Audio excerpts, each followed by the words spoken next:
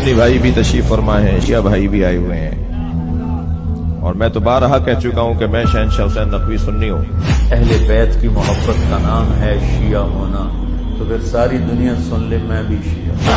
کہ رہو کہ چلو سبنو سکرو سک نعمانی سے اگر کتاب نکلے ذاکر حسن نعمانی اگر کتاب باندھے تقریض دا شیخ حسن جان موجود تھے، تقریض دا ڈاکٹر شہری شاہ موجود تھے، سوال شوے دے 252 صفحہ احسن الجواب سوال دا شوے دے بعض شیعہ ایسے ہیں جو نماز پڑھتے ہیں، روزہ رکھتے ہیں، قرآن کی تلاوت کرتے ہیں، کیا وہ بھی کافر ہے؟ جواب کے ورطا ذاکر حسن نعمانی سے لکھے تقریض پہ دا شیخ حسن جان موجود تھے، تقریض پہ دا ڈاکٹر شہری شاہ موجود تھے، تقریض پہ دا مفتی غلام الرحمن موجود تھے۔ جواب کے مفتی ذاکر حسن سے وہی ایسے شیعہ ضرور پائے جاتے ہیں جو